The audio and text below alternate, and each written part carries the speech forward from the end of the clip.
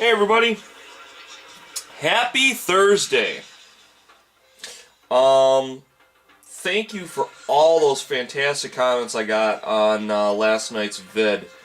It means a lot. It means a lot. And I'm sure it means a lot to Christopher as well. And I believe I said this. I'm not sure if I did, but I have a friend who's a teacher. His name is Sean Morris. And I want to make something very, very, very clear. Just because I didn't have what it takes technically to be a teacher, that doesn't...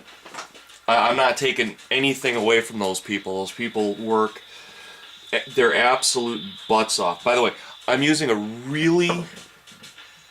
probably the crappiest brush you've ever seen in the world. Pardon my French. But it gives you a unique pattern. Let's see if I can get that pattern on there. You see that pattern? That's the kind of pattern I'm going for. I want a real rough speckled look. And I'm going to do that across this whole figure. Okay? And I'm going with a Delta Cream Coat Storm Gray. Okay? And all I'm going to do is I'm going to speckle over the black. I want to cover quite a bit of it, more than I normally do, probably about 80 to 85%. I still want some black showing through, but because I'm going to be overlaying some colors over this, I want to give it a little bit of a heavier coat. It's easy to lose your way when you're speckling out a piece like this. So try and pick a limb, go over that whole limb, and then move to a new region. And then you'll be better. In any area that you're gonna outline in black, like this pipe here, get that whole pipe gray around the edge, because you want the black to stand out as something different when you blacken it, okay? And I know this sounds incredibly difficult, but if there's some dark recesses that you want to try and keep dark, you want to kind of maybe not dip down quite as far in there. And it's going to be hard. You're probably going to have to go back with a wash. I know I did. But all we're doing is just speckling on this. It's real messy. There's no technique at all. It's just dabbing, dabbing, dabbing. And like I said, wherever you want to have something completely black, try and get a completely gray area around it, because this will give it a point to differentiate between what's a dark recess in the camouflage and what's the darkness of, say, a barrel or a pipe. Okay? This is going a lot slower than I anticipated. Then again, I mean, painting's an art. I mean, my God, people like Christopher, Nataku,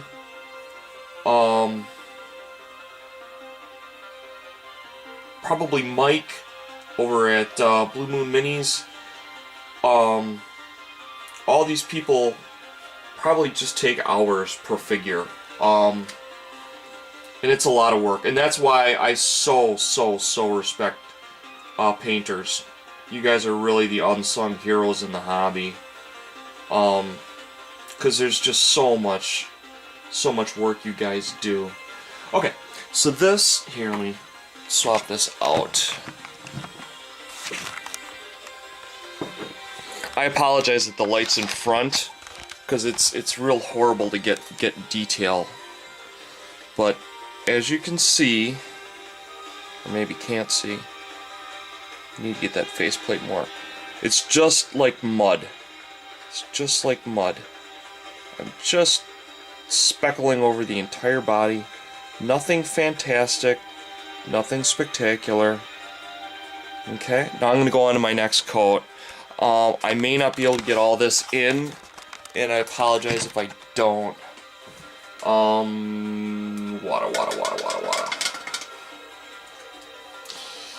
Remember, when you go to a lighter color, always clean your brush. Oh, you know what? I need to get that faceplate better.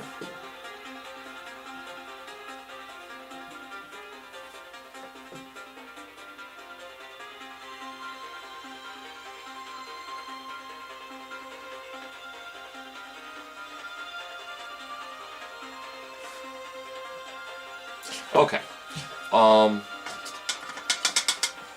Once again, I apologize that this isn't going faster, guys. Okay, now I'm going to use a dark gray from Craftsmart.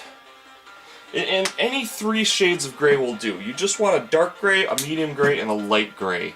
As long as there's sufficient difference, I believe the word is hue, which is range on the light scale between them, that's what you're really looking for.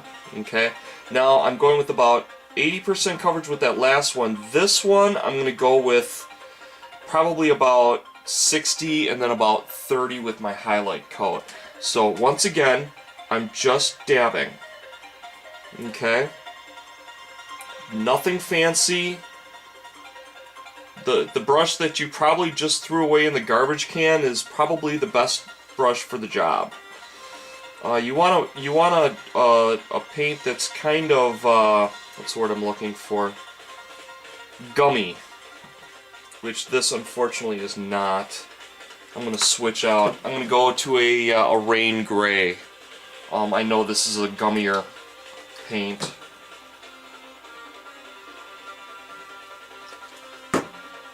It's also a medium gray. I don't have to clean my palette because they're roughly the same color.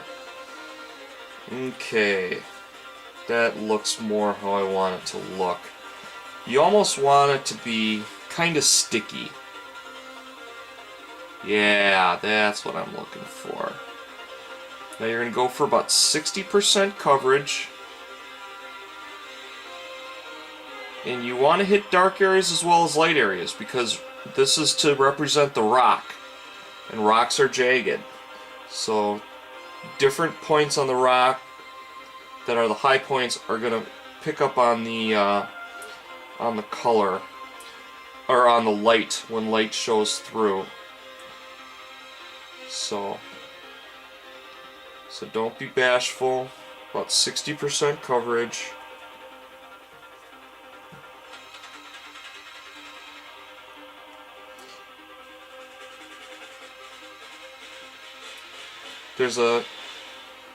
You don't want to go too little,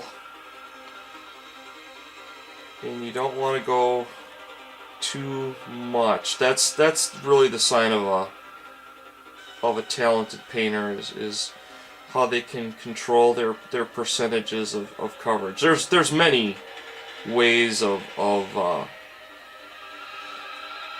gauging, you know, your painting level, and certain people are better at certain things. Like I said, the people that can do so many layers, you know, like Christopher can, they just blow me away, because I just don't have the ability to focus that long. It really takes a special kind of mindset to do that. Alright, I'm only going to be getting 2 layers here, guys, unfortunately. But it's going to look totally horrible, and that's fine. I expect it to look horrible. In fact, if it looks horrible, I know I did it right. Okay? So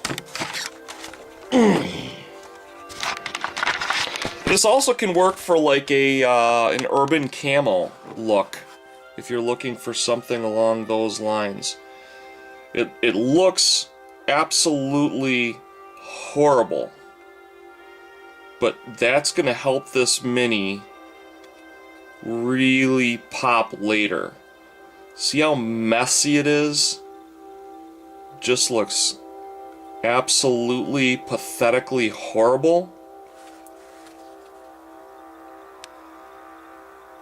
But that's what's going to make this baby pop later. There's a certain stage of painting that your figures just look plain ugly. And at this point in the game, I get worried if they don't look ugly. So, there you go. And I'll jump on video for the next couple of things. Take care. Love you guys.